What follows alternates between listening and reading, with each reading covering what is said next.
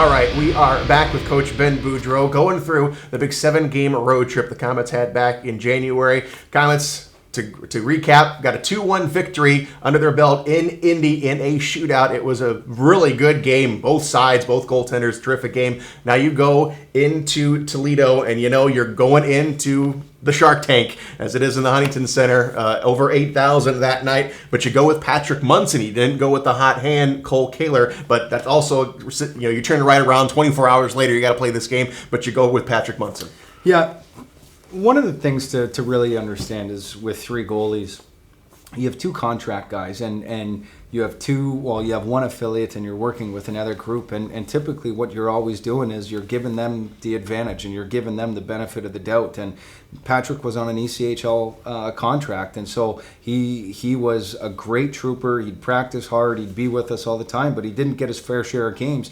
And if you remember, his first game was in Kalamazoo, and he opened up everybody's eyes. And you never wanted to get rid of this guy because he played just so well in the very first few games that he played. And so you were looking to give him opportunities. They just didn't come up with Cole and Dylan until Dylan was on the shelf. And so at this point, I thought Patrick had played well enough that we wanted to decide to switch it up. We're going on the road. Cole had just had a 43 save performance. We knew we were going to play 3-3, so we wanted to go with Patrick. And he had played well enough.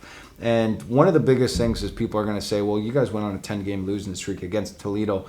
You go back and look at those games. I don't feel like we deserved 10 losses. I thought we had outplayed them for the majority of the season. They just were a veteran team that knew how to pounce on mistakes, and we'd make one of them. They were in the back of our net. But for the majority of the 60 minutes, I thought we outplayed them. We controlled the rate of play, and with them having Billy Christopoulos in net, they were stopping everything. So, for us, we were looking to change something up on that Saturday going in there, and Patrick had played well enough to give him an opportunity. And I'll say this, everybody was very confident in him. Every single one of the players, our organization, coaches, general manager alike. And, Patrick earned that opportunity to go in there, and I was excited. And, the holy question after that is, what if he beats Toledo for the first time and he's on an ECHL contract? And, it's probably would have been a problem, but it would have been a welcome problem to have. And at this point, we're saying, hey, Patrick, we're going to throw you into the fire and see what you can do. So you start the game in Toledo, and this game started out the way it seemed like all the other ones started out, with Toledo scoring first, and that was also a big thing, especially in that building. You can't give up the first goal. Abbott Gerdukas, he got the goal at 2:24, but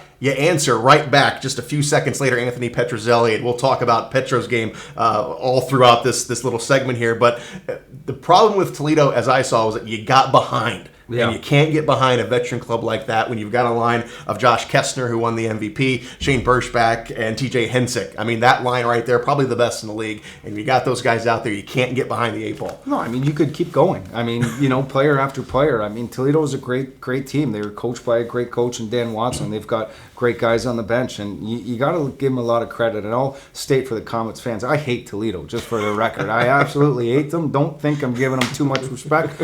But majority of the time, they got a good team. And so we knew that was going to be a thing. It's a vicious place to play in the Huntington Center, much like it is in the jungle. You get behind in the jungle, it's going to be a tough place to come back from, much like it was to Toledo. And if you ever need a reminder about how much one player means to your team, you look back at this game in particularly for Anthony Petruzzelli. And I believe was his first goal was 5-on-5, and I don't want to get too ahead because we're going to go through the game. But as a coaching moment, if you ever need to remind yourself how valuable Anthony is to this club, you look at a game like this where you don't have much going, but this one player makes a huge impact. And I love seeing. I know it was in a losing cause, but this guy was the best player on the ice that night.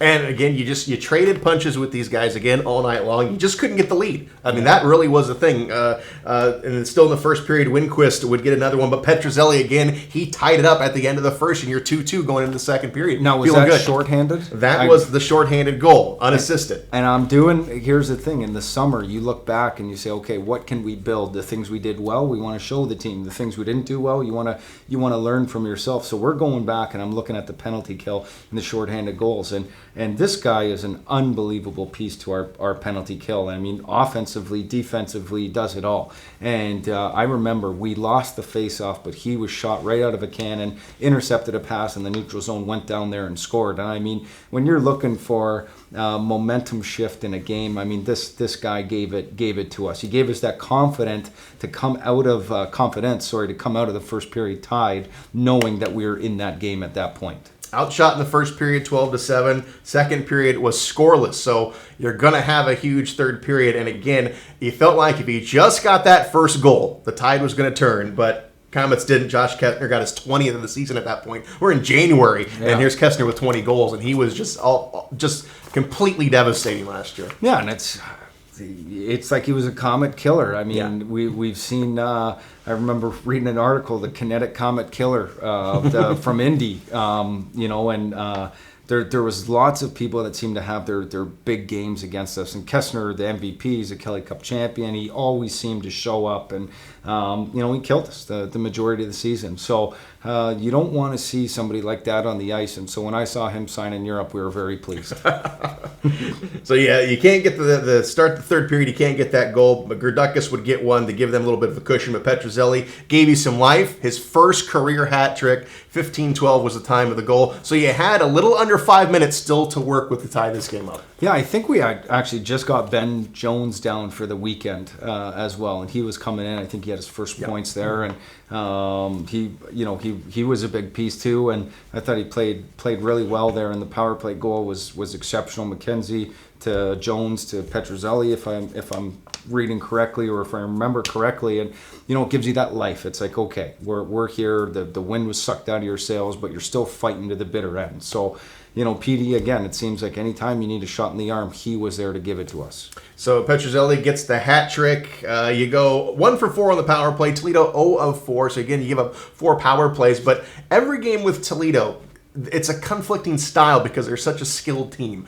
You want to play more physical. They don't want to play that game. So usually it's a pretty clean game. But you're a team that last year that loved to mix it up. So sometimes that's a little frustrating when the other team is not going to take the bait.